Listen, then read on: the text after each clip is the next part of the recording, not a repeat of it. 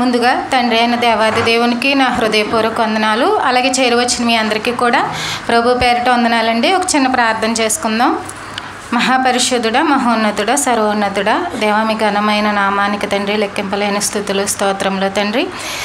దేవ ఇంతవరకు తండ్రి సంవత్సర కాలం అంతా కూడా తండ్రి మీరు రెక్కల చాటును మమ్మల్ని భద్రపరిచే తండ్రి, మరి ఎన్నో విపత్కర పరిస్థితులు, ఎన్నో ప్రతికూల పరిస్థితులు ఎదురైనప్పటికీ దేవా మరి అనుకోని రీతిగా ఊహించిన విధంగా తండ్రి మాకెప్పుడూ తోడుగా ఉంటూ రక్షిస్తూ దేవా ప్రతి సమయమందును కూడా తండ్రి మీ మాట చేత మమ్మల్ని ఆదరిస్తూ దేవా మాకు ధైర్యాన్ని ఇస్తూ ఎంతవరకు నడిపించావు తండ్రి. అందును బట్టి మీకు వందనాలు, కృతజ్ఞతలు, వేలాది స్తుతులు, స్తోత్రములు చెల్లించుకుంటున్నామయ్యా తండ్రి. మరి పరిశుద్ధ దినాన తండ్రి ఇదిగో మిమ్మల్ని ఆరాధించుకోవడానికి మాకు ఇచ్చినటువంటి మరొక రోజును బట్టి, ఈ విలువైన సమయాన్ని బట్టి తండ్రి మీకు వందనాలు, స్తుతులు, స్తోత్రములు దేవా తండ్రి. చేరువచ్చినటువంటి సంఘ బిడ్డలందరినీ కూడా జ్ఞాపకం చేసుకోనండి. వారు గత కాలం కంటే కూడా ఇంకా ఎక్కువగా ఆశీర్వదింపబడాలని, వారి జీవితాలు ఎంతో ఉన్నతమైన స్థితికి చేరుకోవాలని, అన్ని విషయాల్లో కూడా తండ్రి ఫలించాలని దేవా అట్టి గొప్పదైన కృపను ప్రతి కుటుంబానికి దయచేయమని తండ్రి వేడుకుంటున్నామయ్యా. మరి వాక్య సందేశాన్ని వివరిస్తున్న నాకు ఆత్మ సహాయంతో నడిపించండి, సమయోచితమైన జ్ఞానాన్ని అనుగ్రహించండి తండ్రి. మనిషిపై మీకు ఎన్నో ఆలోచనలు ఉన్నాయి తండ్రి. మీ యొక్క ప్రేమను మనిషి పట్ల మీరు చూపిస్తున్న కృపను వివరించడానికి నేను సిద్ధపడుతుండగా తండ్రి మీరే సహాయం చేయండి ప్రభువా. ఆత్మశక్తితో అలాగే ఆరోగ్యకరమైనటువంటి శక్తితో తండ్రి నన్ను నడిపించండి ప్రభువా. సంఘాన్ని బలపరిచే విధంగా సమయోచితమైన బలమైన జ్ఞానపు మాటలు వివరించడానికి మీ కృపను నాపై ఉంచండి తండ్రి. ప్రతి ఒక్కరి హృదయం కూడా తండ్రి మీతో మమేకమైపోయేలాగున్న తండ్రి దేవా వారి హృదయాల్లో కేవలం మీరు మాత్రమే ఉండలాగన మరి దేనికి చోటు ఇవ్వకుండానట్లు తండ్రి అంతగా తండ్రి మీ సహవాసంలో వర్ధిల్లునట్లుగా, అలాగే మీరు చూపించేటువంటి ఇచ్చేటువంటి గొప్పదైన మేలులు తండ్రి పొందుకోవడానికి ప్రతి ఒక్కరిని కూడా అర్హుల్ని చేయమని తండ్రి వేడుకుంటూ ఈ ప్రార్థన మా ప్రభువును మా రక్షకుడునైన యేసుక్రీస్తు వారి పేరిట అడిగి వేడుకుంటున్నాం పరమ తండ్రి, ఆమేన్. ఈరోజు స్పెషల్ ఏంటో తెలుసండి? గుర్తుపెట్టారు ఎవరైనా? ఈరోజుకో ప్రత్యేకత ఉంది, చెప్పండి ఎవరైనా. అదేంటి ఏ డేట్లు మర్చిపోతున్నారా? ఈ సంవత్సరంలో చివరి ఆదివారం అంటే సుమారు మనం ఒక 52-53 ఆదివారాలు వాడేసాం 2024లో. ఇదే మనకి ఈ సంవత్సరంలో వచ్చే చివరి ఆదివారం. 52 సంవత్సరానికి ఒక 52 లేదా 53 ఆదివారాలు మనం సన్నిధిలో గడుపుతాము. అంటే ఇంకా ప్రత్యేకమైన రోజుల్లో మళ్ళీ కూడుకోవడం జరుగుతుంది, ఆరాధనలు జరిగించడం జరుగుతుంది. అయితే ఒక ప్రశ్న, బాగుందండి ఈ సంవత్సరం అందరికీ? బాగాలేదండి. యాక్చువల్గా నాకు కూడా కొంచెం అసంతృప్తిగానే ఉంది.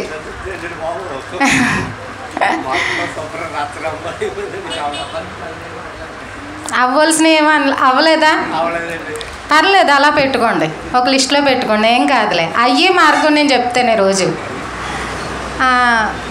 బాగాలేదా? బాగుంది అన్నవాళ్ళు పర్లేదు, నాకు ఈ సంవత్సరం హ్యాపీగానే ఉన్నాను.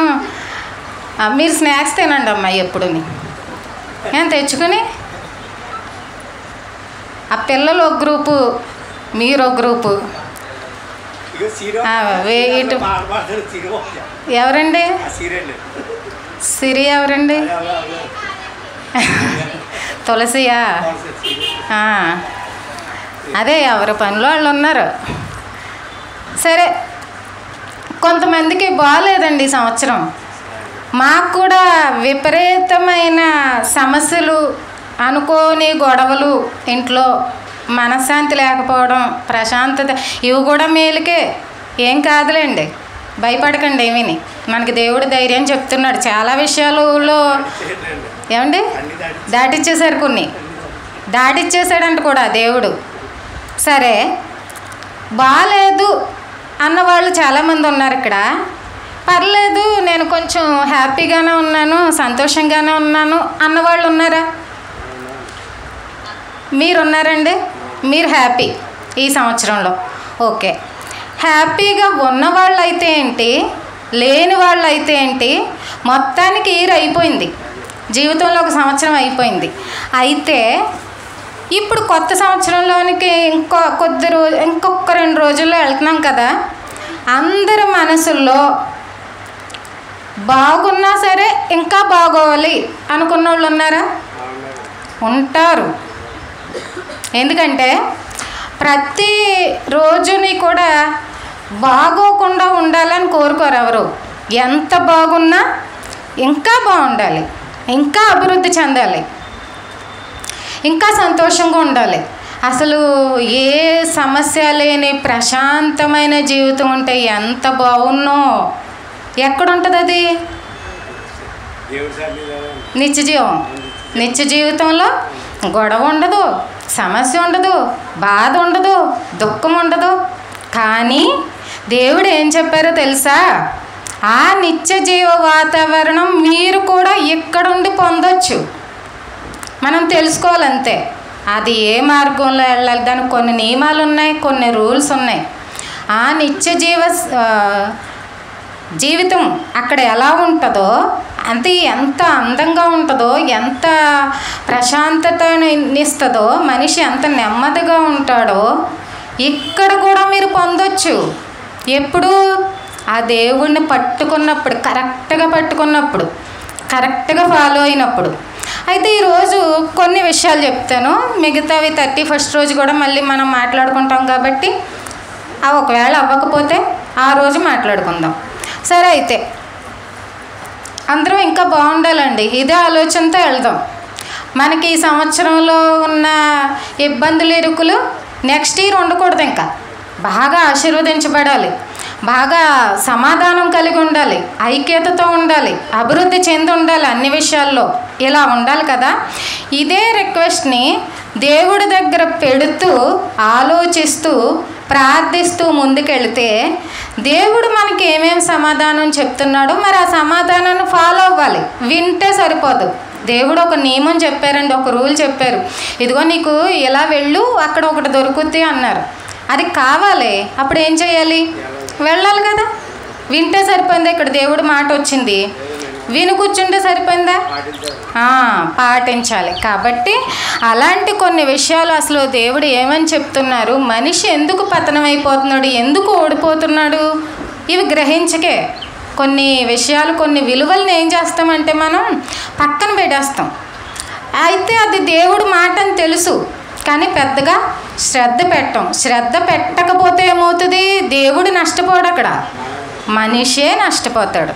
అయితే ఇక్కడ మనం కొత్త సంవత్సరం అనగానే ఒక తెలియని ఒక సంతోషం, ఒక ఆనందం, ఏదైనా సరే పాత దాని మీద ఉన్న ఇంట్రెస్ట్, కొత్త దానిపై ఉన్న ఇంట్రెస్ట్ పాత దానిపై ఉండదు. కొత్త బట్టలు ఒక రకమైన సంతోషాన్ని ఇస్తాయి, కొత్త ఇల్లు ఇంకా సంతోషం ఇస్తుంది, కొత్త పుస్తకాలు చాలా బాగుంటాయి, ఆ స్మెల్ చూస్తే బాగుంటుంది. కొత్త వస్తువులు మీకు ఎవరైనా గిఫ్ట్ చేశారనుకోండి, మీ ఫ్రెండ్స్ ఎవరైనాని పదే పదే చూసి మురిసిపోతుంటారు. ఇంట్లో ఎన్నో పాత వస్తువులు ఉంటాయి, వాటిని చూస్తే కలిగిన ఆనందం కొత్తదాన్ని చూస్తే ఎంతో సంతోషం కలుగుద్ది కదా. ఇప్పుడు మనకు వచ్చే ప్రతిరోజు ఏంటి? కొత్త రోజే. అసలు కొత్త రోజు ఎలా పడుతుంది మనకి? పాతది గతిస్తుంది. కొత్త రోజు రావాలంటే దేవుడు ఏం చేస్తున్నాడంటే భూమిని, సూర్యుడిని, చంద్రుడిని తిప్పడం వలన ఒక రోజు పుడుతుంది. అదే మనం ప్రతిరోజు తీసుకుంటున్నాం. దీంట్లో మన ప్రమేయం ఏమీ లేదు, సృష్టిని ఆయన నడిపిస్తున్నాడు. కాబట్టి ఇక్కడ ఎన్ని పని చేస్తున్నాయి? నక్షత్రాలు, గ్రహాలు, సూర్యుడు, చంద్రుడు, భూమి. అయితే ఇలా ప్రతిరోజు కొత్త దానిగా ఇస్తున్నప్పుడు కొత్త వస్తువుల్లో, కొత్త ఆహార పదార్థాల్లో ఉన్న సంతోషం ఈ రోజును తీసుకునేటప్పుడు ఉంటుందా? ఉండొచ్చు. కొత్త సంవత్సరాన్ని గుర్తుపెట్టుకుంటారు ఎక్కువగా, మిగతా రోజుల్ని రొటీన్గానే చూస్తారు. అయితే మరి ఇచ్చిన దేవుడు గుర్తొస్తాడా? గుర్తు రాడు, తీసేసుకుంటాం అంతే. ప్రతిరోజును తీసేసుకుంటాం, మనకు నచ్చినట్టు వాడేస్తాం, అయిపోయింది అంటాం. చివరికి వచ్చేసరికి సంవత్సరం అవగొట్టేస్తాం చాలా ఫాస్ట్గా.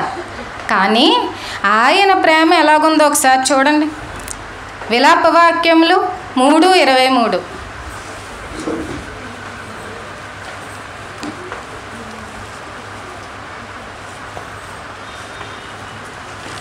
3:23. అనుదినము నూతనముగా ఆయనకు వాత్సల్యత పుట్టుచున్నది, నీవు ఎంతైనా నమ్మదగిన వాడవు. ఇక్కడ ఆగండి చాలు. ఇక్కడ అనుదినము కూడా ఆయనకి నూతనంగా వాత్సల్యత అంటే ప్రేమ, మనిషిపై ప్రేమ పుట్టుచున్నది అంటే అనుదినము నూతనంగా కొత్తగా. అంటే నిన్ను ద్వేషించిన రోజు ఏముంది అసలు? దేవుడు ఎప్పుడూ కనికరిస్తూనే ఉన్నాడు, ఎప్పుడూ ప్రేమిస్తూనే ఉన్నాడు, ఎప్పుడూ నీపై వాత్సల్యత చూపుతూనే ఉన్నాడు. కానీ ప్రతిరోజు మనిషి దేవుణ్ణి గుర్తుపెట్టుకుంటున్నాడా? మరి అది మైనసేనా? అభివృద్ధికి ఆటంకమేనా? మరి అది ఏంటి? దేవుడై ఉండి క్రీస్తును నియమించి పాపం నుంచి విడిపించి గొప్ప రక్షణ ఇచ్చిన అంత గొప్ప తండ్రి అయి ఉండి ప్రతిరోజు ప్రేమను పెంచుకుంటున్నాడు, ప్రతిరోజు మనిషిని ప్రేమిస్తూనే ఉన్నాడు, ప్రతిరోజు వాత్సల్యత చూపిస్తూనే ఉన్నాడు, ప్రతిరోజు కనికరం చూపిస్తూనే ఉన్నాడు. కొత్త రోజును తీసుకుంటున్నప్పుడు ఎప్పుడైనా థ్యాంక్స్ చెప్పారండి? చెప్తే ధన్యులే. చెప్పారండి ఇచ్చిన దేవుడికి? చెప్తే మీరు ఇంకా ఆశీర్వదించబడతారు, దీర్ఘాయుష్మంతులు అవుతారు. కానీ మనకు గుర్తురాడు కదా దేవుడు. అంటే రొటీన్గా తీసేసుకోవడం అలవాటు అయిపోయింది. ఎవరి కోసం ఇస్తాడో పుట్టించేవాడు కదా దేవుడు, ఇస్తూనే ఉంటాడులే అని ఒక అశ్రద్ధ, ఒక నిర్లక్ష్యం. ఈ పాటి అశ్రద్ధ నిర్లక్ష్యం మనం చాలా విషయాల్లో ఇప్పటికే చూపించేసాం. కానీ ఇప్పుడు జాగ్రత్త పడదాం. ఎందుకంటే మన అభివృద్ధిని మనం కోరుకుంటున్నాం, మనం ప్రగతి మార్గంలోనికి వెళ్ళాలని కోరుకుంటున్నాం, మనం ఇంకా ఇంకా ఆశీర్వాదం పొందుకోవాలని కోరుకుంటున్నాం.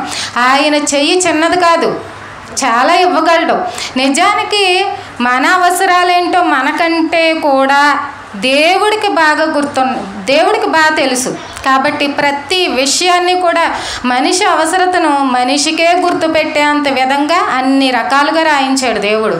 అంటే మనిషి జీవితానికి ఎన్ని కావాలా ప్రభువా?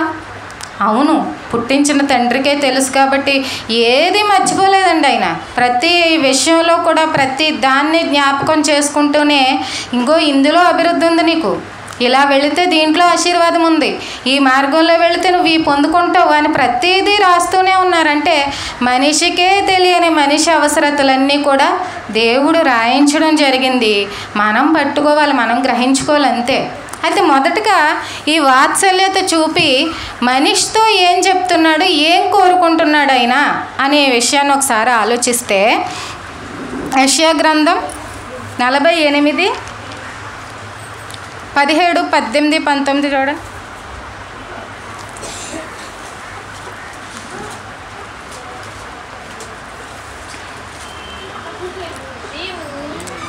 నీ విమోచకుడును ఇశ్రాయేలు పరిశుద్ధ దేవుడైన యెహోవా ఎలాగూ సెలవిచ్చుచున్నాడు, నీకు ప్రయోజనము కలుగునట్లు నీ దేవుడనైన యెహోవానగు నేనే నీకు ఉపదేశము చేయుదును, నీవు నడవలసిన త్రోవను నిన్ను నడిపించుదును, నీవు నా ఆజ్ఞలను ఆలకింపవలెనని నేనెంతో కోరుచున్నాను. ఆలకించిన ఎడల నీ క్షేమము నది వలెను, నీ నీతి సముద్ర తరంగముల వలెను ఉండును, నీ సంతానము ఇసుక వలె విస్తారమగును, నీ గర్భఫలము దాని రేణువుల వలె విస్తరించును, వారి నామము నా సన్నిధి నుండి కొట్టివేయబడదు, మరువబడదు. చూసారా, ఇక్కడ మనిషిని ఎంతగా వాత్సల్యత పుట్టుచున్నది అంటే కేవలం మాటల్లోనే కాదు. ఇక్కడ చూడండి, దేవుడు ప్రేమ ఎంత గొప్పగా చెప్తున్నాడు. అసలు ఎన్ని విషయాలు ఎక్కడ పెట్టేశామండి బాబు ఎంచక్కనే. దేవుడు ఎంత గొప్పగా చెప్పారు, ఎంత గొప్పగా ఆశీర్వదిస్తానన్నాడు. ఇక్కడ ఇసుక రేణువులతో సమానంగా నీ సంతతిని విస్తరింపచేస్తాను అంటున్నారు. నీ యొక్క గర్భఫలము సన్నిధి నుండి, అదే నీ యొక్క వంశము సన్నిధి నుండి కొట్టివేయబడదు అంటున్నారు. కానీ ఒకటి చేయాలి మనిషి, నువ్వేం చేయాలంటే నేను నీకు ఉపదేశం చెప్తాను.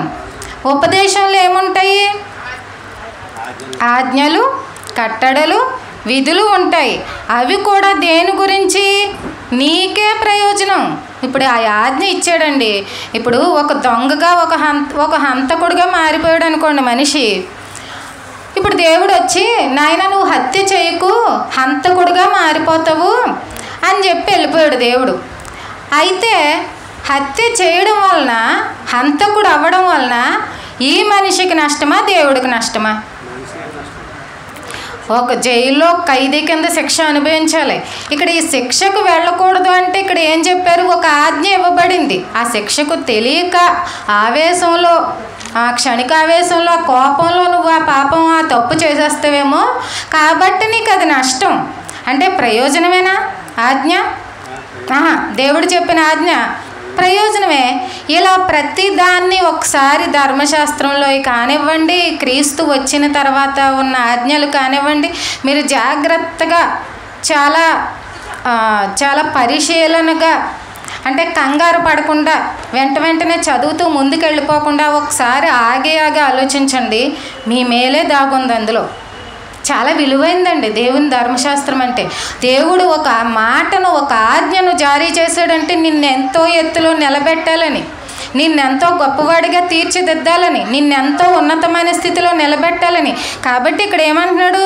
నా ఉపదేశాన్ని త్రోసివేయకు. నేను ఎంతో కోరుతున్నాను. ఏం కోరుతున్నాను? నా మాట వినాలని కోరుతున్నాను. నా ధర్మశాస్త్రం ప్రకారంగా నువ్వు నడవాలని కోరుతున్నాను. నీకు ఇంకేం చెప్పారు?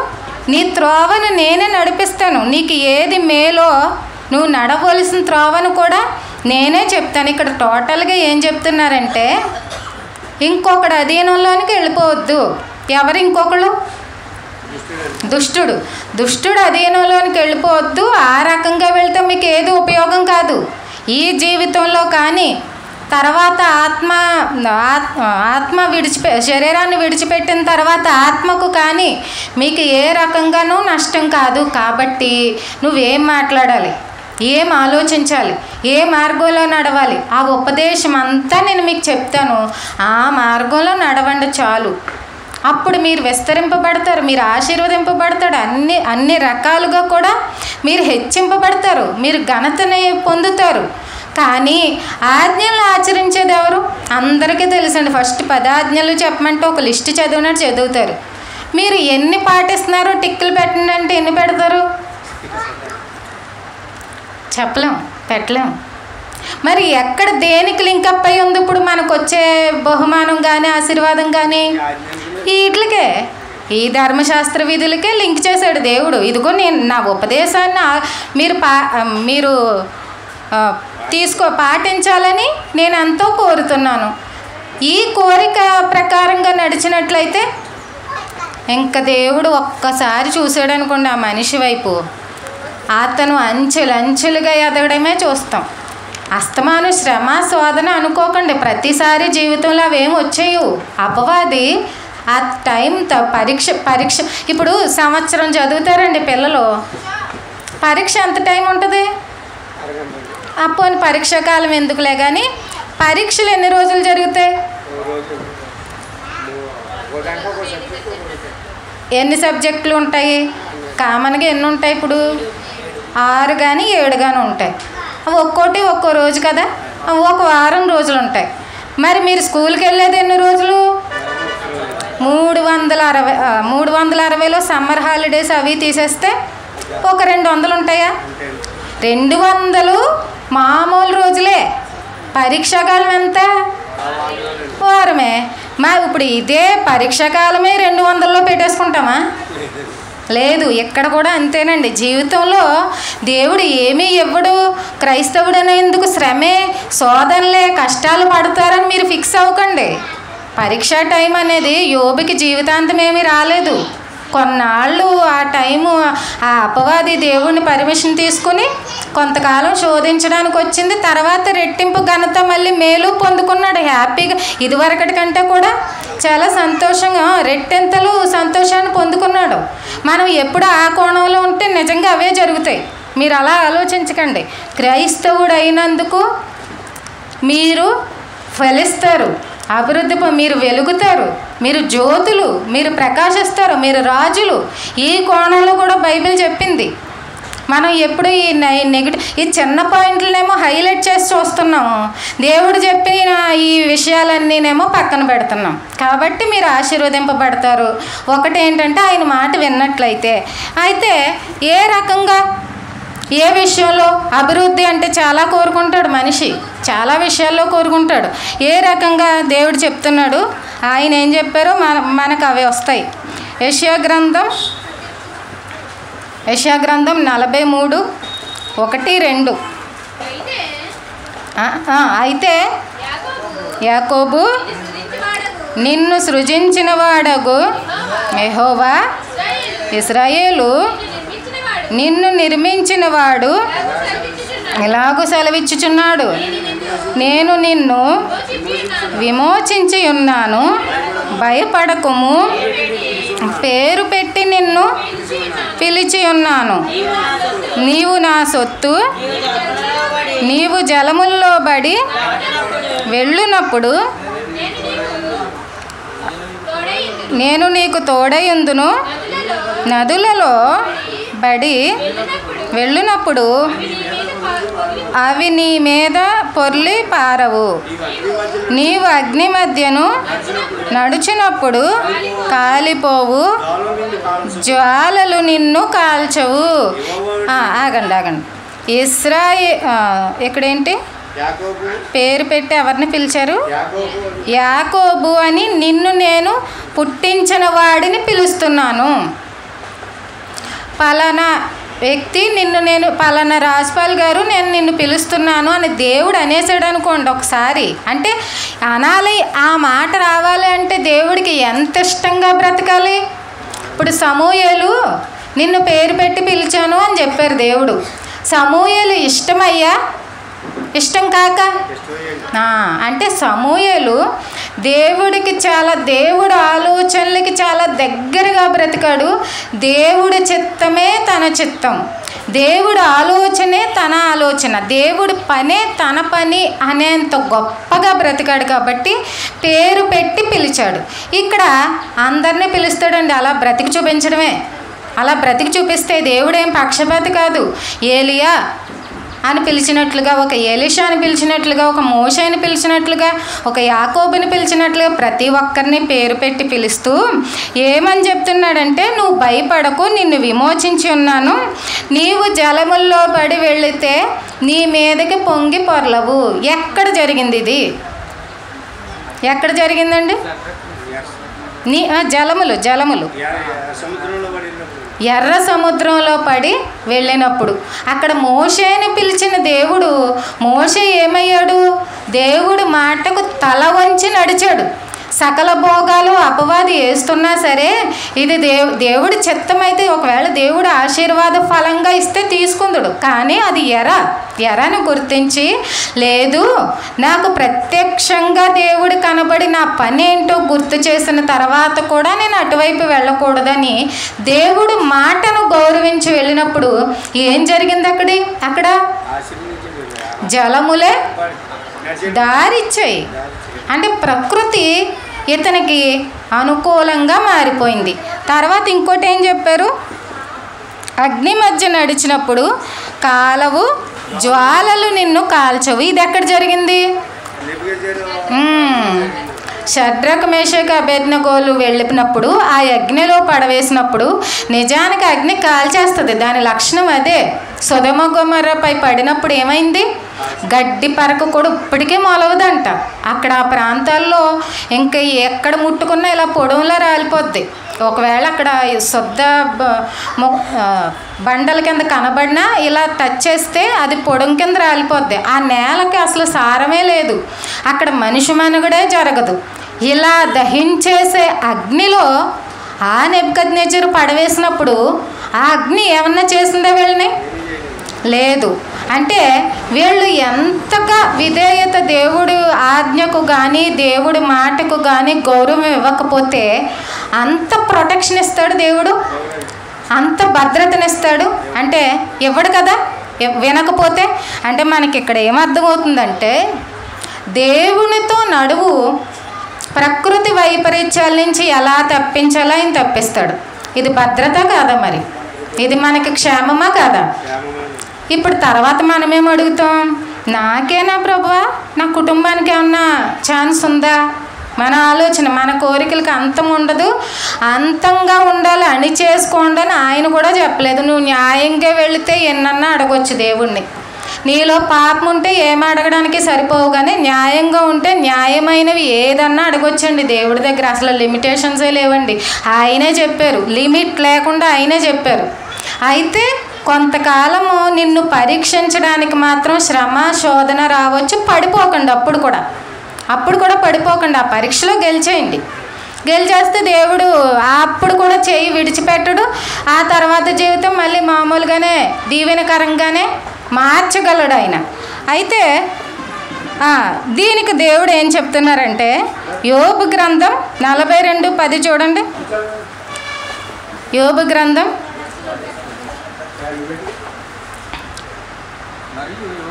మరియు యోబు తన స్నేహితుల నిమిత్తము ప్రార్థన చేసినప్పుడు యెహోవా అతని క్షేమస్థితిని మరలా అతనికి దయచేసెను. మరియు యోబునకు పూర్వము కలిగిన దానికంటే 2 అధికముగా యెహోవా అతనికి దయచేసెను. ఇక్కడ యోబుకి గొప్ప శోధన శ్రమ కలిగింది కదా. ఎవరైనా యోబు తప్పించి ఎవరైనా దేవుణ్ణి పొగిడినోళ్ళు ఉన్నారా? ఎవ్వరూ లేరు. ఏం చేశారు? పైగా నిందించారు, నెపాలేయడం మొదలుపెట్టారు. ఏదో ఒకటి, ఏదన్నా లోపం ఉందేమో, నీకు ఏదన్నా తప్పు చేసావేమో, ఏదన్నా పాపం చేసావేమో, లేదంటే దేవుడు ఎందుకు ఇలా చేస్తాడు అంటే అది శ్రమకాలం, నాకు ఇక్కడ పరీక్ష జరుగుతుంది, ఈ పరీక్షలో నేను గెలవాలి, నా విశ్వాసానికి పరీక్ష పెట్టకుండా ఏ క్రైస్తవుడికి జరగదు. ఇది అందరూ దాటవలసిందే. అయితే ఆ పరీక్ష టైంలో నమ్మకంగా ఉండండి, ధైర్యంగా ఉండండి అని మనకి పూర్వీకులు చెప్తున్నారు, దేవుడు చెప్తున్నారు. అక్కడ అది జరుగుతున్న టైంలో అంతవరకు బాగున్న వాళ్ళు అందరూ కూడా యోబుని నిందించడం మొదలుపెట్టారు, రకరకాల మాట్లాడడం మొదలుపెట్టారు. భార్య ఏమంది? భార్య ఏమన్నా పోనీ యోబు గారికి సపోర్ట్ చేసిందా? దేవుణ్ణి తిట్టి చచ్చిపో, ఎందుకు వచ్చిన జీవితం అంటే ఇస్తే మంచోడు, ఏదన్నా చిన్న టెస్ట్ పెడితే దేవుడు మంచోడు కాదు, విశ్వాసం మారిపోకూడదు. ఇలా అన్నవాళ్ళు యోబు గారు ప్రార్థన చేసిన తర్వాత అందరూ నిందించిన వాళ్ళే మనకు తెలుసు కదా. యోబు గారు ప్రార్థన చేసిన తర్వాత క్షేమం ఎవరికి ఇచ్చారంట? దేవుడు అతని ఇంటి వారికి, అతని స్నేహితులకు కూడా క్షేమస్థితిని ఇచ్చేసాడంట. ఎవరిని బట్టి? నీ భక్తికి ఉన్న పవర్ అది. నువ్వు విశ్వాసమైతే, నువ్వు దేవుడికి ఇష్టడువైతే, ఇష్టురాలువైతే నిన్ను బట్టి నీ స్నేహితులకు ఆశీర్వాదం, నిన్ను బట్టి నీ కుటుంబానికి క్షేమం, ఇది దేవుడు ఫ్రీగా ఇచ్చేస్తున్నాడు. తీసుకోండి. కేవలం భక్తి కలిగి ఉండండి చాలు. ఈ క్షేమం రావాలంటే నువ్వు ఒకవేళ ఎవరి తరపునన్నా ప్రార్థిస్తే, అంటే నీ కుటుంబంలో వాళ్ళ గురించి కానీ, నీ స్నేహితుల గురించి కానీ, నిన్ను మోసం చేసిన నీ శత్రువు గురించి ప్రార్థన చేసిన దేవుడు వింటాడండి. ఇంత పవర్ ఉందండి భక్తికి, ఇంత పవర్ ఉంది దేవుడి మాటని పాటించడంలో, ఇంత శక్తి ఉంది నువ్వు చేసే నీకున్నటువంటి విశ్వాసానికి. కాబట్టి యోబుని బట్టి ఆ కుటుంబానికి, ఆ స్నేహితులకి ఎలా అయితే క్షేమాన్ని దయచేశాడో, నీ విశ్వాసాన్ని బట్టి, నీ భక్తిని బట్టి నీ చుట్టూ ఉన్నటువంటి వాళ్లకు కూడా క్షేమమే. అయితే మరి వాళ్ళు ఒకవేళ విశ్వాసంలో లేదని తీర్పు దినాన్ని చూసుకుంటాడు అంతే. ఇంకా ప్రస్తుతానికైతే నిన్ను బట్టి ప్రొటెక్షన్ ఇవ్వబడుతుంది, చివరి వరకు అవకాశం ఇస్తాడు. చివరిలో ఆఖరికి కూడా మారకపోతే ఇంకా తీర్పు దినాన్ని ఆయన ఎవరికి ఏ న్యాయం ప్రకారంగా చేయాలో ఆయన చేసుకుంటాడు.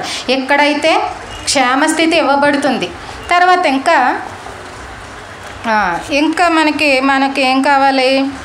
ఇప్పుడు మొదట్లోనే మిమ్మల్ని అడిగాను కదా, ఈ సంవత్సరం కంటే ఇప్పుడు అయిపోయిన సంవత్సరం కంటే ముందు సంవత్సరం ఇంకా బాగా ఉండాలి, ఇంకా ఆశీర్వదింపబడాలి, ఇంకా మంచి స్థితికి వెళ్ళాలని ప్రతి మనిషి కోరుకుంటాడు కదా. దీనికి ఏం వ్యతిరేకం కాదండి.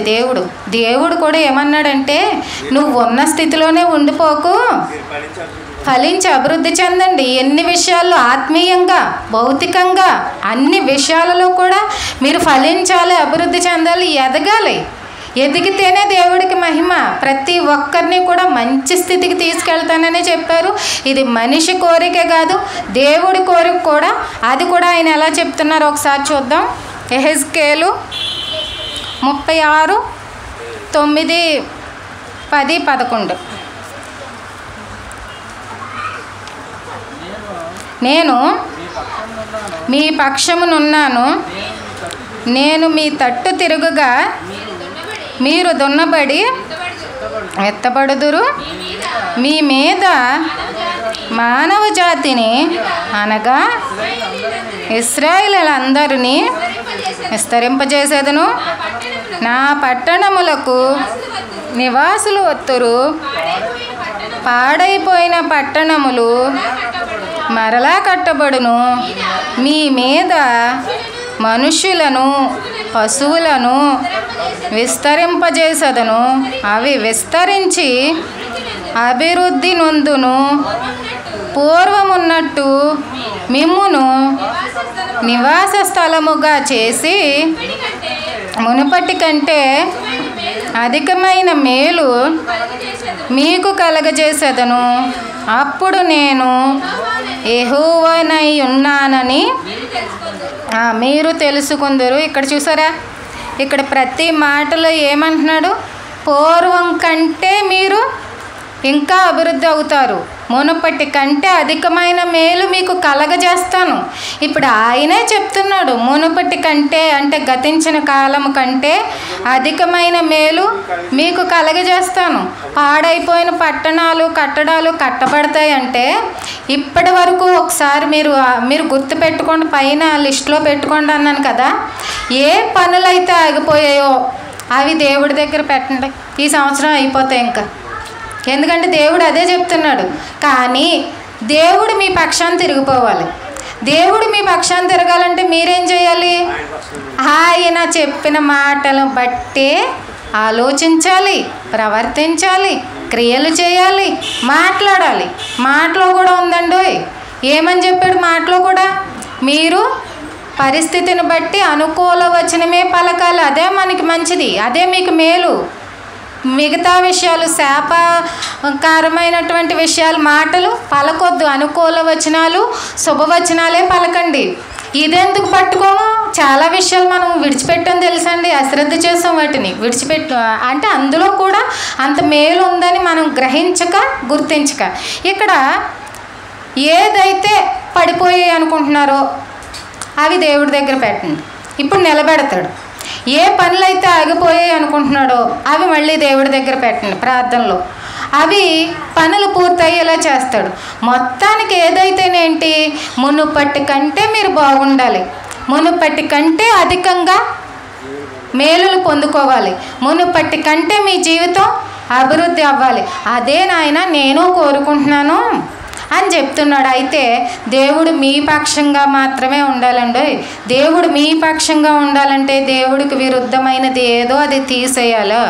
ఎవరి జీవితంలో అది ఏలుతుందో దేవుడికి విరుద్ధమైనది మీ చేతులతో మీరే తీసుకోవాలి, ఎవరికి చెప్పనవసరం లేదు.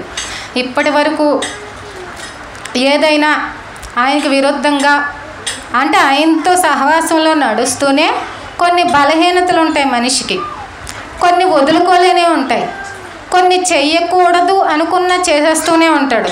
వాటిని కూడా దేవుడి దగ్గర పెట్టి ఒక్కసారి ప్రార్థించి ఒక్కసారి క్షమాపణ అడిగి నీవు నా పక్షానికి రావాలంటే నేను ఇప్పటి నుంచి విడిచిపెడుతున్నాను.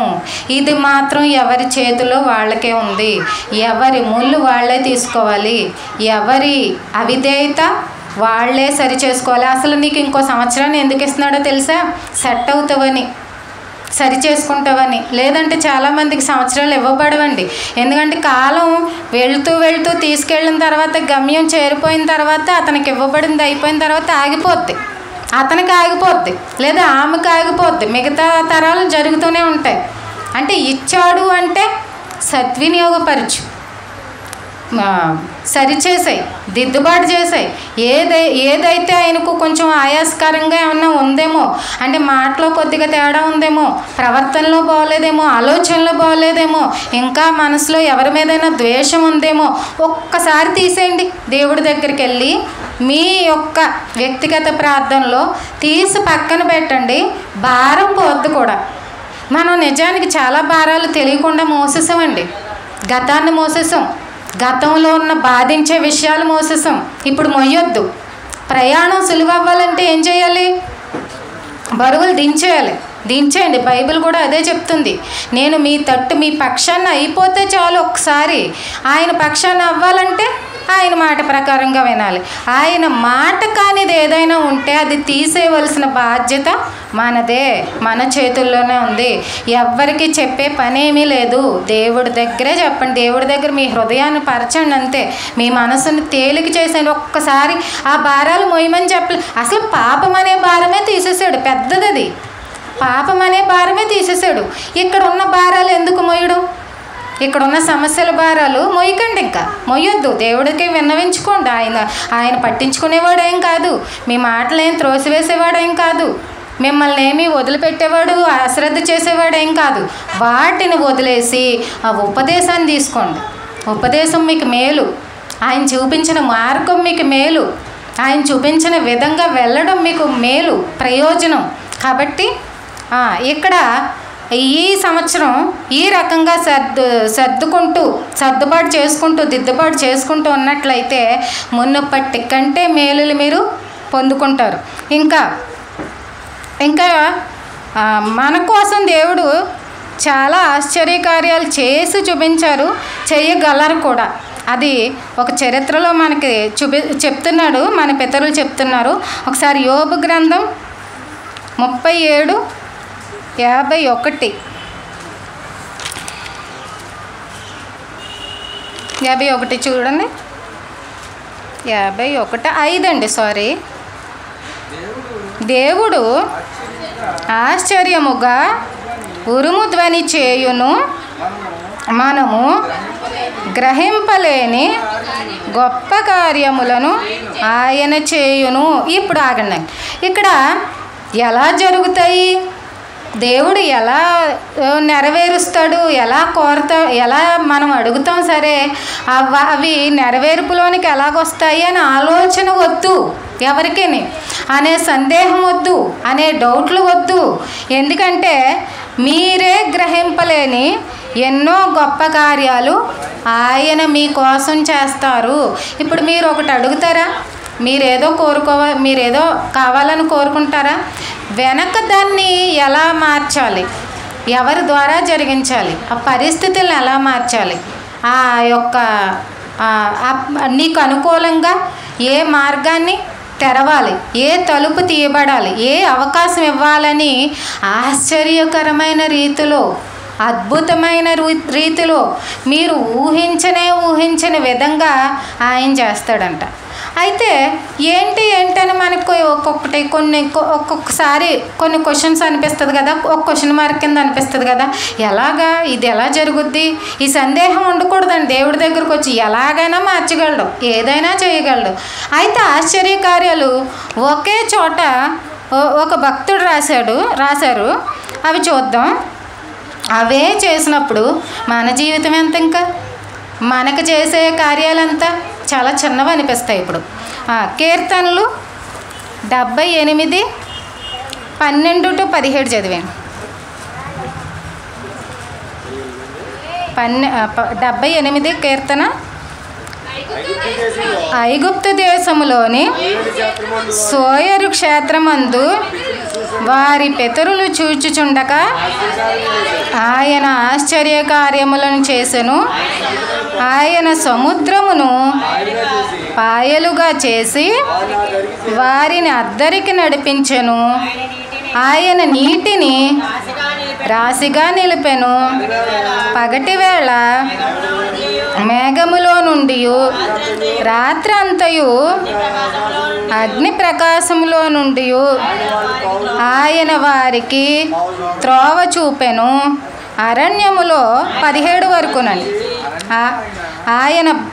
అరణ్యంలో ఆయన బండలు చీల్చి సముద్రమంత సమృద్ధిగా వారికి నీరు త్రాగనిచ్చెను. బండలో నుండి ఆయన నీటి కాలువలు రప్పించెను. నదుల వలె నీళ్లు ప్రవహింపజేసెను. అయినను వారు ఆయనకు విరోధముగా నింకను పాపము చేయుచూనే వచ్చిరి. అడవిలో మహోన్నతుని మీద తిరుగుబడిరి. మనిషికి కృతజ్ఞత లేదండి. ఇక్కడ పైనుంచి చదువుతున్నట్లయితే దేవుడు చాలా కార్యాలు చేసినట్లుగా మనం కొన్నింటిని చూసాం. ఇక్కడ అంటే కొంత చరిత్ర నుంచి తీసి ఒక భక్తుడు ఒక చోట రాశారు. ఇలాంటివి ఇంకా ఫ్యూచర్లో అంటే కీర్తనలు అయిపోయిన తర్వాత కూడా ఎన్నో జరిగాయి. అయితే ఇక్కడ రాసినంత మట్టుకి సముద్రాన్ని పాయలుగా చేశారు. ఇది ఎవరి వల్ల అవుద్ది? దేవుడి వల్లే అవుతుంది. ఎవరి కోసం చేశారు? మనిషి కోసమా? మరి మనిషికి దేవుడు ఎంత ఇంపార్టెన్స్ ఇస్తే మనిషి దేవుడికి ఎంత ఇంపార్టెన్స్ ఇస్తున్నాడు అంటే ఈ కార్యాలన్నీ చూసాక కూడా లాస్ట్ మాట ఏం తెలుస్తుంది? శోధించారంట. ఏంటి ఇంత గొప్ప కార్యాలు చూసాక కూడానా? తర్వాత నీళ్లు రాశిగా చేశారంట. తర్వాత పగటి వేళ వాళ్ళకి మేఘస్తంభం, రాత్రివేళ అగ్నిస్తంభంలో దారి చూపించారంట. అరణ్యంలో ఒక బండను కొట్టి నీళ్లు ఒక నది వలె ప్రవహింపజేసి వాళ్ళకి దాహం తీర్చారంట. తర్వాత నది వలె నీళ్లు ప్రవహించిన అంటే వాళ్ళకి దాహం లేకుండా చేశారు. ఆహారం అన్నప్పుడు మన్నాను కురిపించి. ఇవన్నీ అద్భుతాలు కాదా? ఆశ్చర్యకార్యాలు కదా? ఇవన్నీ ఎవరి కోసం చేశారు? దేవుడు ఒక్క వాగ్దానం నిలబెట్టుకోవడం కోసం. అంటే ఏమని చెప్పారంటే కనాను మీకు ఇస్తాను అని అబ్రహాముకి వాగ్దానం చేశాడు. కాబట్టి ఐగుప్తు నుంచి ఆ జనాంగాన్ని విడిపించి ఆ వాగ్దాన దేశానికి తీసుకెళ్ళడం కోసం ఇన్ని ఆశ్చర్యకార్యాలు చేస్తే ఇవన్నీ కళ్ళారా చూసి కూడా దేవుడిపై గౌరవం పెరగవలసింది పోయి, దేవుడిపై భక్తి పెరగవలసింది పోయి, విశ్వాసం పెరగవలసింది పోయి తర్వాత ఏం చేశారు? శోధించడం మొదలుపెట్టాడు. లోపం దేవుడి మీదే తిరగబడ్డారు. లోపం ఎక్కడుంది? మనుషుల్లో ఉందండి. ఏదైనా చేస్తాను నీ కోసం. ఇప్పుడు మనిషి దేవుడు ఎందుకు చొరవ తీసుకోవాలి? ఇక్కడ ఇన్ని కార్యాలు అంటే ప్రకృతిలోనే ఇన్ని తేడాలు, ఇన్ని మార్పులు ఎందుకు చేయాలి? నీకోసమే కదా, నిన్ను నడిపించాలనే కదా, నీకు హాని రాకూడదనే కదా, నువ్వు ఇబ్బంది పడకూడదనే కదా. నీకోసం ఒక పాటనే వేసేసారు, నీళ్లను అలా రాశిగా నుంచోబెట్టారు. ఇవన్నీ అద్భుత కార్యాలు అయినప్పుడు నువ్వు ఇంకా దేవుడికి దగ్గర అయిపోవాలి, ఇంకా దేవుడికి విధేయత చూపించాలి. దేవుడి పాదాలు పట్టుకుని వదలకూడదే. మనిషి ఎందుకు ఎంత కృతజ్ఞత లేకుండా మారిపోతున్నావు? మరలా వెంటనే శోధించారా?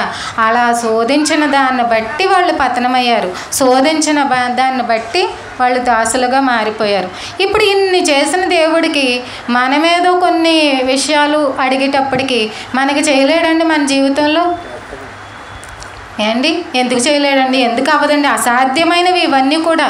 అసాధ్యమైనవే సాధ్యం చేసి చూపించారు. మీరు అడగండి, కొత్త సంవత్సరం వచ్చిన దగ్గర నుంచి మీరు ప్రార్థనలు మానకండి, దైవ సన్నిధి మానేయకండి. అలాగని పాటించడం మానొద్దు. ముఖ్యంగా అది దేవుడు మాట వినబడినప్పుడు, ఇది నా జీవితంలో లేదు అని అనిపించినప్పుడు మిమ్మల్ని మీరు సెట్ చేసుకోవాలి. అది ఆయన చూస్తాడు. యథార్థంగా ఎవరు జీవిస్తారా అని ఆయన పరీక్షగా ఎదురు చూస్తున్నారండి. ఇంక చివరిగా మనకున్న డౌట్ ఏంటంటే, అన్ని విషయాల్లో చెప్పినా సరే, అన్నీ తెలుసుకున్నా సరే, నేను చివరిగా ఒక్క విషయం గురించి మీకు క్లారిటీ ఇచ్చి ముగించేస్తాను. నేను పిల్లలు కూర్చోండి అమ్మ, చాలా డిస్టర్బ్ చేస్తున్నారు పిల్లలు అందరూ కూడా. కూర్చోండి, ఇంకా సేపట్లో ముగించేస్తాను నేను, ఒక 10 నిమిషాలు. డబ్బు విషయంలో చాలా అపార్థాలు ఎదురైపోయాయండి. మనిషి జీవితం నడవాలంటే ఏం కావాలి? డబ్బు కావాలి కదా. డబ్బు పాపమేనా? మరి పాపమేనండి?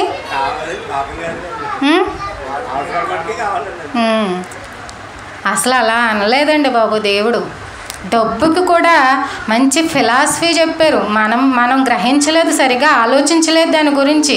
అమ్మో దేవుడు ఏమైనా తప్పుగా అనుకుంటాడేమో, లేదంటే నాకు లోకాశ అంటాడేమో, దురాశ అంటాడేమో, నేత్రాశ అంటాడేమో, ఇప్పుడు అడిగితే ఎలాగా అని మనమే తగ్గించేసుకుని, అంటే అడగకుండా పెడితే నీకు ఎలా వస్తుంది?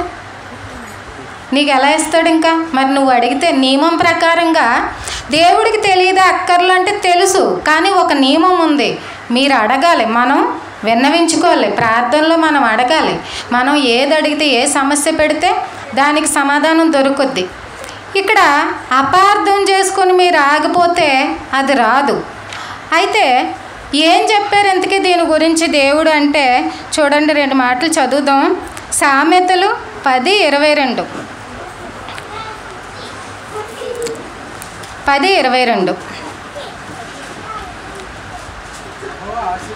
యెహోవా ఆశీర్వాదము ఐశ్వర్యమిచ్చును, నరుల కష్టము చేత ఆ ఆశీర్వాదము ఎక్కువ కాదు. ఇక్కడ బాగా ఈ మాటను అర్థం చేసుకోండి. దేవుడు ఆశీర్వాదం, అదే తండ్రి అయిన దేవుడు ఆశీర్వాదం ఏమిస్తుందంట? ఐశ్వర్యం ఇస్తుంది. ఐశ్వర్యం ఇష్టం లేని వాళ్ళు ఎవరున్నారు ఇక్కడ? ఇష్టమే కదా. ఏం మంచి మంచి వస్తువులు కొనుక్కోవచ్చు కదా. మంచి లైఫ్ లీడ్ చేయాలంటే ఐశ్వర్యం కావాలి కదా. ఇక్కడ ఏం చెప్తున్నాడంటే దేవుడు నీకు ఐశ్వర్యం అనే ఆశీర్వాదం ఇస్తాడు. అయితే నరుల కష్టం చేత ఆశీర్వాదం ఎక్కువ కాదు. అంటే కష్టపడి సంపాదించేద్దాము, కష్టపడితే వస్తుంది, కష్టపడితే వస్తుంది. ఈ ముద్ర ఉందా అందరికీనే? ఇక్కడ దేవుడు ఏం చెప్తున్నాడంటే దేవుడి సహాయం లేకుండా నువ్వు ఎంత కష్టపడినా ఎక్కువ అవ్వదు అది. అంతేనండి. ఎందుకంటే దేవుడు నీకు తోడుగా ఉన్నప్పుడు దాన్ని ఎలా వాడాలో నీకు తెలుసు, ఎలా నిలబెట్టాలో నీకు తెలుసు, ఎలా ప్రయోజనకరంగా ఇంకా 100 అంతలుగా ఎలా చేయాలో ఆ దేవుడే నీకు నేర్పిస్తాడు. ఇక్కడ నువ్వు సంపాదనకి వెళ్తే దేవుడు ఇష్టపడతాడా, నీ సొంత పనులు చేస్తే దేవుడు ఆశీర్వదిస్తాడా అని చెప్పకూడదు. దేవుడితో నడుస్తూ నీ పని నువ్వు చేసుకో. నీ పనిలో 1కి 10, 10కి 100, 100కి 1000 రెట్లు దేవుడికి నచ్చాలే కానీ ఎన్ని రెట్లైనా పెంచగలడు దాన్ని. ఈ మాటని ఇలా అర్థం చేసుకోవాలి. అంటే దేవుడి సహాయంతో నువ్వు అభివృద్ధి చెందిపోతావు. దేవుడి ఆశీర్వాదం వల్ల నీకు ఐశ్వర్యం వస్తుంది. దేవుడికి విరుద్ధంగా నువ్వు వెళ్ళి చూడు, నీకు అక్కడ కలిసి రాకపోవచ్చు. ఒకవేళ వచ్చినా దాన్ని ఎలా కాపాడుకోవాలో నీకు తెలియదు, ఎలా హ్యాండిల్ చేయాలో నీకు తెలియదు, ఎలా వాడాలో నీకు తెలియదు. అప్పుడు మళ్ళీ ఏమవుతుంది?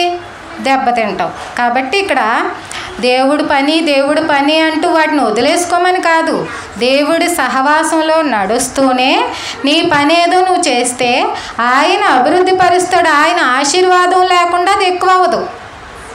అంటే నీకు చేత కాదు అని దాన్ని హ్యాండిల్ చేయడం, అది కూడా ఒక చాలా అవసరమైన సోర్స్. కాబట్టి అవసరమైనటువంటి ఎలిమెంట్ సృష్టిలో అన్నీ ఎలాగో ఇది కూడా అవసరమైంది. కాబట్టి జాగ్రత్తగా డీల్ చేయాలి.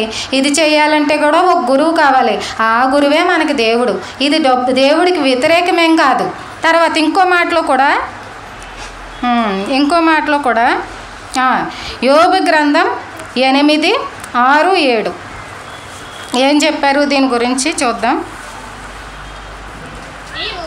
నీవు పవిత్రుడివై యథార్థవంతుడు అయిన ఎడల నిశ్చయముగా ఆయన నీ యందు శ్రద్ధ నిలిపి నీ నీతికి తగినట్లుగా నీ నివాస స్థలమును వర్ధిల్ల చేయును.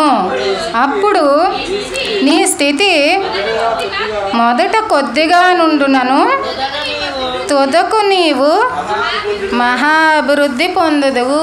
నువ్వు పేదోడిగా బెకారిగా ఉన్నావు, అలాగే చావు అన్నాడు ఇక్కడ. అలాగే ఉండిపో, నువ్వు ఎక్కువగా ఏం కోరుకోవద్దు, ఎక్కువగా ఆశలు ఏం పెట్టుకోవద్దు, ఎందుకంటే ఎప్పటికన్నా చచ్చేవాడివే కదా అన్నాడా.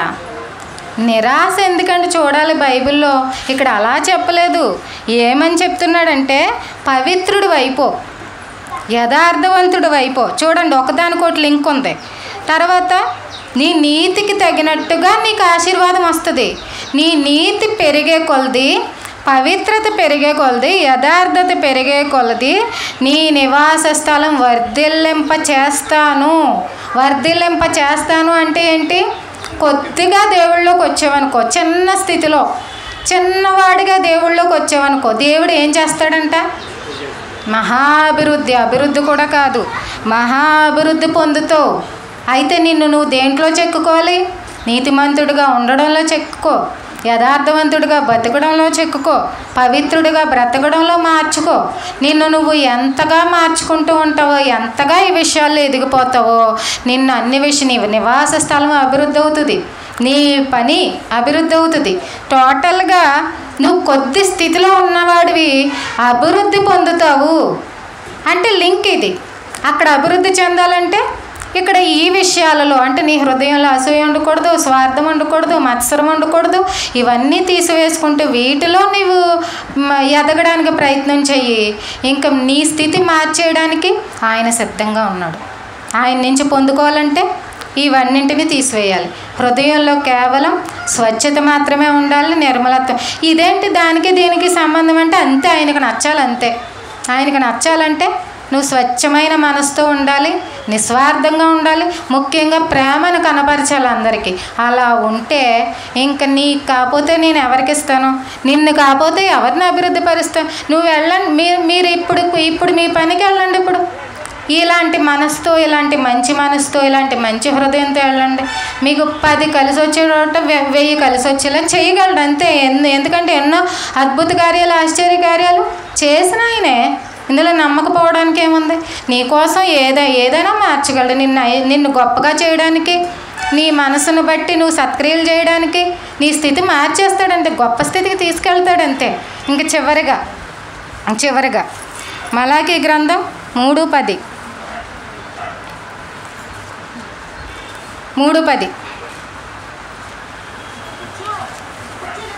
ఇదొక ఫార్ములా, ఇది మర్చిపోక. నా మందిరములో ఆహారం ఉండునట్లు 10వ భాగం అంతయు మీరు నా మందిరపు నిధిలోనికి తీసుకుని రండి.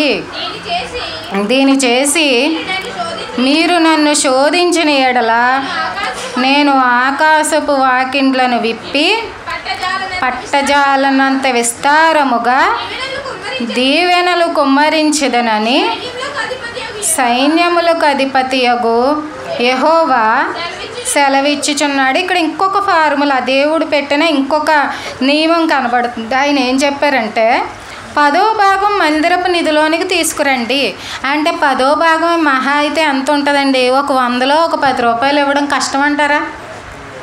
ఏం కష్టం, అంత పెద్ద భారం అయితే ఏం పెట్టలేదు మనిషి పైన. కానీ దేవుడు ఇచ్చేది ఎలాగుందంట? విస్తారమైన ఆకాశపు వాకిండ్లను విప్పి పట్టజాలనంత విస్తారంగా మీకు ఇవ్వబడతాయి. ఇక్కడ అంటే ఇస్తాడని ఇస్తావా అంటే ఎవడు ఏం చెప్పలేడు, ఆయన అదే చెప్పారు. ఆయన ఏం చెప్పారంటే అంటే దేవుడు ఎక్కువ ఇస్తాడని తెస్తావా అంటే అది కూడా స్వార్థంగా కనబడుతుంది మనకి. ఆయన ఎందుకు చెప్పారంటే 10వ వంతు ఎవరికి వాడతారు? అక్కడ 10వ వంతు మందిరానికి తెచ్చినప్పుడు ఎవరికి వాడతారు? ఎవరికి అక్కర్లు ఉన్నాయో, లేదా సేవ ముందుకెళ్ళడానికి ఎవరికి ఇబ్బందులు ఉన్నాయో, ఎవరికి అవసరతలు ఉన్నాయో వాళ్ళు తీసుకోవడం, లేదా ఆ కాపరి పోషింపబడాలన్నా కూడా అది ఒక నియమం అనే చెప్పారు దేవుడు. లేవీయులకి అదే మరి వాళ్ళకి ఆస్తి, అదే వాళ్ళకి స్వాస్థ్యం అని చెప్పారు. అంటే ఇది ఉపయోగపడుతుందా? మంచికి ఉపయోగపడుతుందా? ఉపయోగపడినప్పుడు, నువ్వంత సత్క్రియ చేసినప్పుడు, నువ్వంత గొప్పగా దాన్ని వాడినప్పుడు నీకు అసలు ఆకాశపు వాకిండ్లే ఇవ్వగలను. ఇస్తాను. ఇది ఒక నియమం. అంటే ఇస్తాడని ఇస్తావా అని చూడకూడదు. ఇక్కడ నువ్వు మంచికి వాడుతున్నావు కాబట్టి నీ చేత ఇంకా సత్క్రియలు, ఇంకా గొప్పవైన క్రియలు జరిగించాలంటే నీ కోసం నేను ఏదైనా చేసి ఎంతైనా నీపై దీవెనలు కుమ్మరించగలను. ఇది కూడా ఎవరి బాగు కోసం అంటే ఇక్కడ ఇద్దరికి మేలు జరుగుతుంది. ఈ 10వ వంతు వలన కొంతమంది నిరుపేదలు పోషింపబడుతున్నారు. అలాగే ఇచ్చిన వాడికి కూడా ఆశీర్వాదం. ఇందులో నెగిటివ్గా చూడడానికి ఏముంది? ఇప్పుడు అంటే దేవుడు ఇస్తాడని ఇస్తావా అని ఎందుకు మనం అలా ఆ రకంగా ఎందుకు ఆలోచించాలి? నీ కష్టార్జితంలో కొంత పెట్టే గుణం నీకు ఉంది కదా, మళ్ళీ పెట్టడమే వస్తుంది నీకు. నువ్వు పెడుతున్నావు కాబట్టి దేవుడి చేయి నీకు ఇస్తూ ఉంటుంది. నీ వలన కొంతమందికి మంచి జరుగుతుంది. కొందరు నిరుపేదలు సహాయం పొందుకుంటారు, కొందరికి ఆహారం తింటారు, కొందరికి వస్త్రాలు పంచుతావు. నీ మంచి మనసుకు, నీకున్న మంచి హృదయం వలన, నీకున్న మంచి మనసు వలన. కాబట్టి ఎన్నో నీతి క్రియలు నువ్వు చేస్తావు. నువ్వు పాడు చేయవు. ఇప్పుడు ఇచ్చినా కానీ పాడు చేస్తారా? పాడు చేయరు. ఈ దేవుడి నియమాలు తెలిసినప్పుడు పాడు చేయరు. నీతో పాటు ఇంకొందరిని బ్రతికిస్తారు, నీతో పాటు ఇంకొందరిని బాగు చేస్తారు, నీతో పాటు ఇంకొందరిని మేలు చేస్తారు. కాబట్టి మేలు చేస్తున్నావు కాబట్టి తిరిగి ఎంత చేస్తావు. నువ్వు చేస్తే చిటికడంత చేస్తావు, పొందుకునేదంతా కొండంత పొందుకుంటావు. మరలా పెరిగినప్పుడు ఇంకొంచెం ఎక్కువ చేస్తావు. అంటే నీ చేత ఎక్కువ అంటే చెయ్యాలంటే ఆయనే డైరెక్ట్గా ఇప్పుడు పేదలకు ఆయనే ఇవ్వచ్చండి. నిన్నెంచుకొని తన పని నీపై పెట్టి నీ ద్వారా సత్క్రియలు చేయాలంటే నా బిడ్డలు ఎంత గొప్పోళ్ళని మురిసిపోవాలన్న ఆలోచన. అంటే నా బిడ్డల ద్వారా, తన బిడ్డల ద్వారా తను మహిమ పొందాలని ఒక్క ఆలోచన అంతే. ఏదైనా సరే దావీదు ఏమన్నాడు? టన్నుల కొద్దీ బంగారం వజ్రాలు పోగేసి, దేవా నువ్వు ఇవ్వకపోతే నాకు ఎక్కడివి అనేసాడు ఒక్క మాటలో. అంతే మరి. దేవుడు చెయ్యి ఇవ్వకపోతే ఏ మనిషి ఎలా పొందుకోగలడు? నీ చేత్తో కొంతమందికి మేలు జరగడం ఆయన చూడాలి, ఆయన సంతోషపడాలి. నీ సత్క్రియల ద్వారా ఆయన మహిమ పరచబడాలి. ఇది అండి నియమం. దేవుడికి ఏం వ్యతిరేకం కాదు, అదేం విరుద్ధం కాదు, అదేం పాపం కాదు. వ్యర్థానికి వాడితే పాపం, వేస్ట్గా అంటే వ్యసనాలకో బలహీనతలకు వాడితే ఆయన ఇవ్వడు.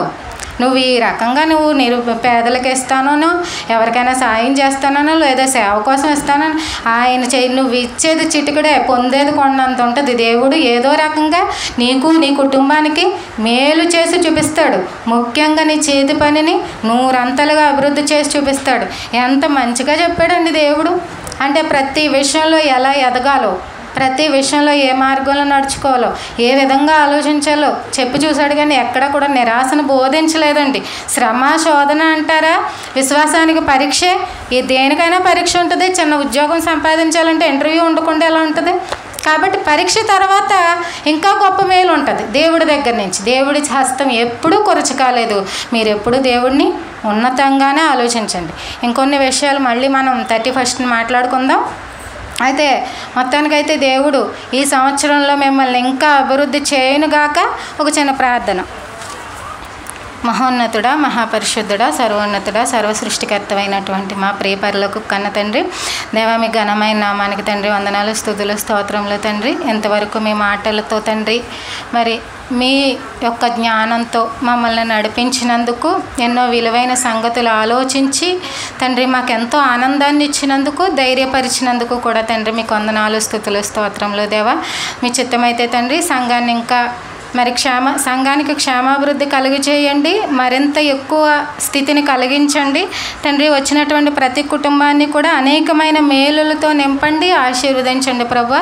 ఒకవేళ ఎవరికైనా శోధన కాలం కానీ పరీక్షా కాలం కానీ జరుగుతున్నట్లయితే వాటి నుంచి కూడా విడిపించండి. ఆయా సమయాల్లో మీరు ధైర్యాన్ని తండ్రి, నమ్మకాన్ని కలిగించండి ప్రభువా. మరి దుష్టుడి బారి నుంచి ప్రతి ఒక్కరిని రక్షించమని, మరింతగా 100 అంతలుగా ఫలాన్ని పొందుకునేలాగున ఈ సంవత్సరం అనే దయాగిరి ప్రతి ఒక్కరికి దయచేయమని వేడుకుంటూ ఈ ప్రార్థన మా ప్రభువును, మీ ప్రియకుమారుడు, మా రక్షకుడు అయిన యేసుక్రీస్తు వారి పేరిట అడిగి వేడుకొంచున్నాం పరమ తండ్రి. ఆమేన్.